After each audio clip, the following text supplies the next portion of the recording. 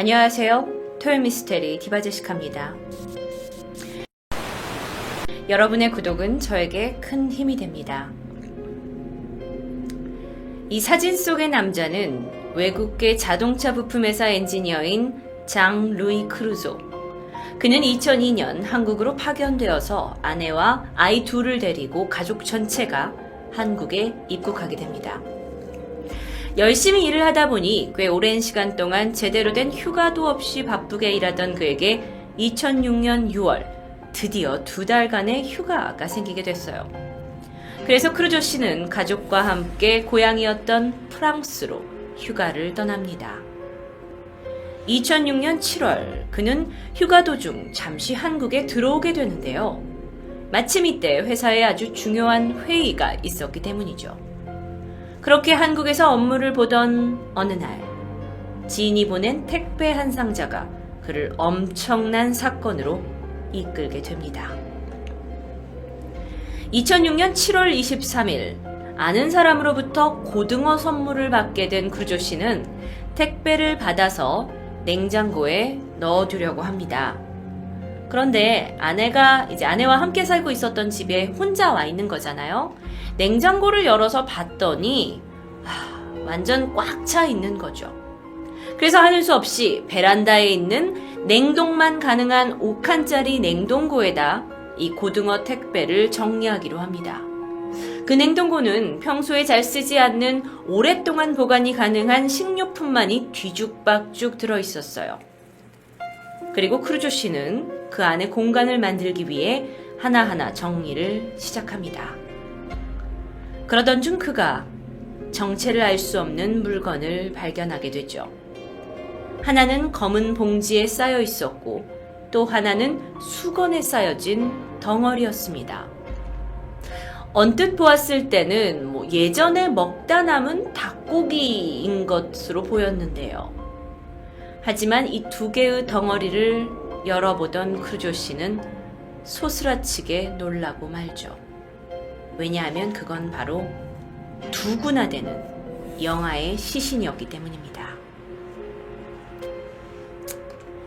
자기 집 냉장고에서 얼려있는 두구의 영아 시신을 발견한 크루조 씨는 너무도 당황했죠. 하지만 그는 한국어에 능숙하지 않았습니다. 그래서 곧바로 자신의 지인이었던 이 씨에게 연락을 하게 되고 그의 도움을 받아서 서울 방배경찰서에 신고 접수를 하게 되죠. 크루조 씨의 집에 도착한 경찰은 먼저 이 시신을 확인합니다. 그리고 집안을 꼼꼼히 수색했어요. 사실 이 집은 휴가로 장기간 비어 있었습니다. 그런데 혹시나 누군가 이곳에 침입해서 이런 살인을 저지르고 시신을 냉동고에 유기했을 가능성이 있었죠. 하지만 집안 어디에도 외부 침입의 흔적은 없었습니다.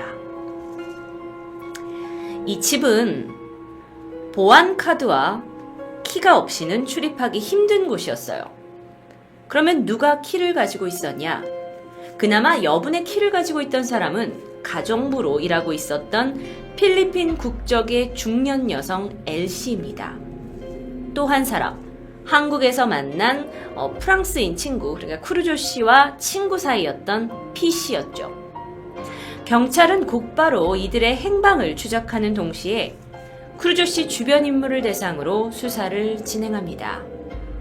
그리고 집 안에서 발견된 영아 시신 두구에 대해서는 국과수에 부검을 의뢰합니다. 경찰은 처음에 신고했던 크루조 씨를 가장 먼저 의심하기 시작합니다. 하지만 신고 당사자였던 그의 태도가 매우 당황스러워하는 것처럼 보였고 또 게다가 그의 주변에는 특별한 여성 관계가 있는 것도 아니었죠. 게다가 그의 아내는요, 3년 전에 병이 있어서 자궁 적출 수술을 했기 때문에 사실 이 집엔 아이를 출산한 사람이 없었어요.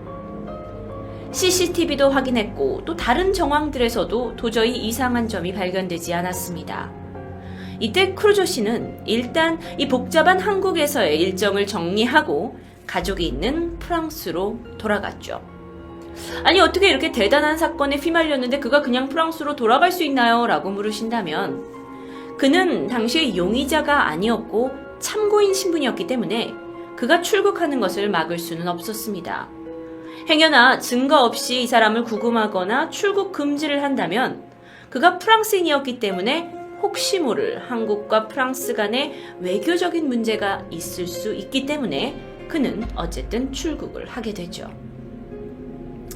하지만 한국 경찰은 계속해서 조사를 진행합니다. 그런데 말이죠. 이 시신으로 발견된 영아의 그 부검이 쉽지 않았습니다. 일단 너무도 어려요. 그래서 부검 자체가 기술적으로 아주 어렵다고 합니다. 게다가 이 시신이 냉동고에 꽤 오랜 시간 방치됐기 때문에 도대체 언제 사망했는지 그리고 사망 원인은 무엇인지 정확하게 밝혀내기가 쉽지 않았어요. 다만 이 부검의 초기 보고서에 의하면 영아가 혼혈아이거나 또는 외국아이일 가능성이 높고 병원에서 아이가 분만을 되었을 때 생기는 어떤 흔적, 시술을 받은 흔적이 전혀 없다는 사실이 드러납니다. 즉, 아이는 한국 아이가 아닌 혼혈아이일 가능성이 있고 병원에서 출산된 것이 아닐 수 있다라는 겁니다. 게다가 이 두 시신의 부패 정도가 달랐습니다. 그건 시신이 동시에 태어나지 않았을 가능성이 생기게 되는 거죠. 그렇다면 각각 다른 시기에 아이가 태어났다는 거고 따로 유기되었을 수도 있는 가능성이 있는 겁니다. 자, 그렇다면 이제 궁금해지는 건 누가 이 아이들의 부모냐는 겁니다. 경찰은 먼저 크루조의 집에서 채취한 DNA 그리고 크루조가 한국을 떠나기 전에 제공했던 그의 DNA와 영아의 DNA를 대조합니다. 그런데 그 결과 놀랍게도 두 아이의 시신 모두 아버지가 같았어요. 아버지는 바로 장 루이 크루조. 경찰은 이때부터 재빠르게 어머니가 누구인지에 대해 수사를 집중합니다. 가정부였던 필리핀 여성 L씨, 그리고 그와 함께 일했던 또 주변 사람들을 대상으로 모두 검사를 했지만 그 누구도 아이의 어머니는 아니었습니다. 경찰은요, 크루조의 아내였던 베로니카를 의심했지만 확신을 할 수는 없었어요. 왜냐면 그녀는 분명 몇 년 전 자궁적출 수술로 인해서 임신을 할 수 없는 상태였기 때문에 이 수사는 벽에 부딪히고 맙니다. 하지만 경찰은 크루조의 집을 정밀 검사하기 시작했죠. 그 크루조 씨도 없고 크루조 씨는 한국을 떠났고 부인도 없고 한 상태에서 그 집안에서 찾을 수 있는 모든 DNA를 채취합니다. 칫솔과 빗 에서도 DNA를 채취했고 그것도 아주 미세하게 이 칫솔의 앞모, 뒷모, 손잡이까지 검사했어요. 그리고 이 끈질기고 집요한 노력에 드디어 사건의 실마리가 풀립니다.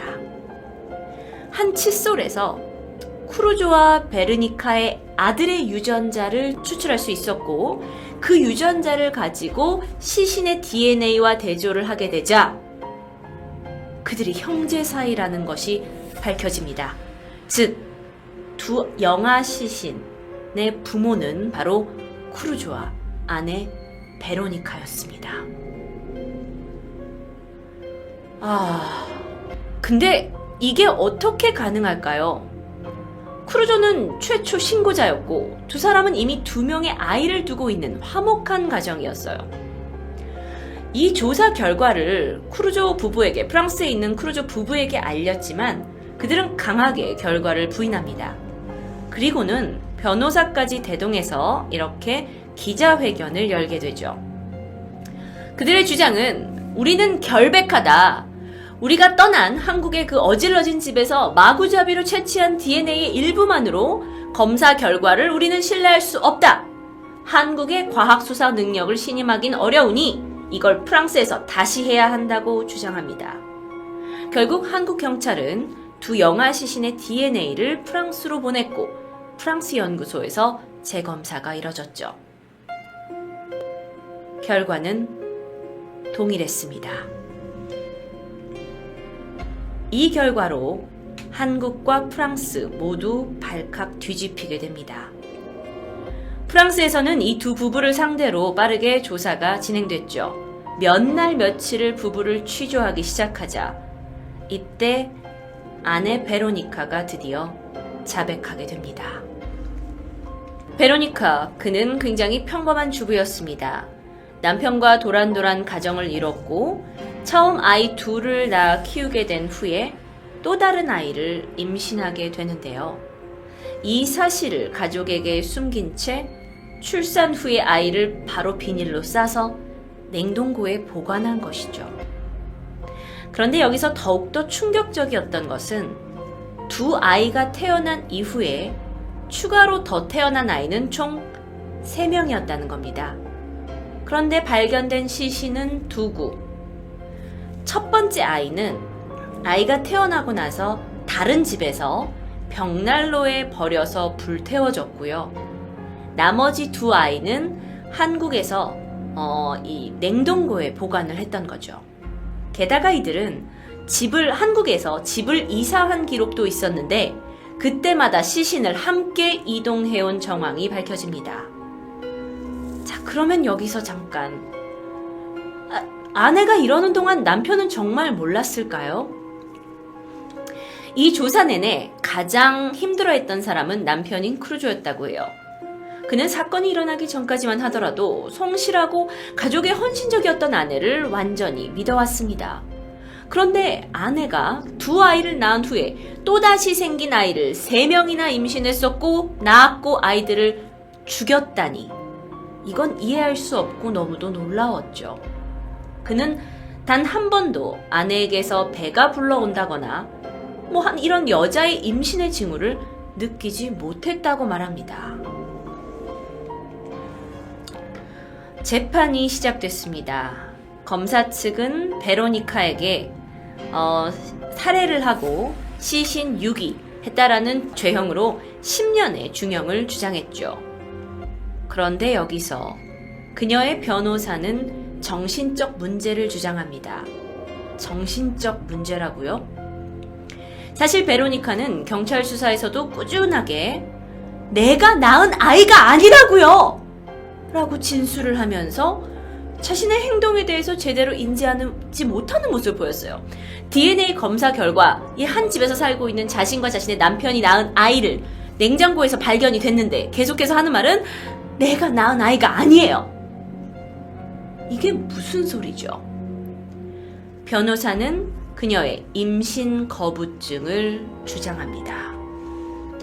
임신 거부증. 이 사건 이후에 사실 크게 화제가 되었던 임신 거부증은 실제로 존재하는 병이라고 합니다. 그리고 상당수 많은 여성들이 앓고 있는 병으로 알려져 있어요. 사실 여성의 몸에서는 임신한 상태로 몸속에서 태아가 자라나고는 있지만 정신적으로는 이것을 강력하게 부인하게 되면서 뇌가 이 사실을 무시하거나 인지하지 못해서 산모에게는 실제로 임신의 징후가 나타나지 않습니다. 예를 들어 보통 임신을 하게 되면 여성이 월경, 그러니까 매달 하게 되는 생리가 끊어지게 되는데 생리도 계속해서 하고 뱃속에 자리 잡은 태아가 배가 나오잖아요. 그런데 이 태아 또한 배를 밀고 장기 쪽으로 밀고 들어가게 되면서 자라게 된다고 해요. 그러다 보니까 10달이 지나더라도 임산부의 배가 나오지 않게 되는 거죠.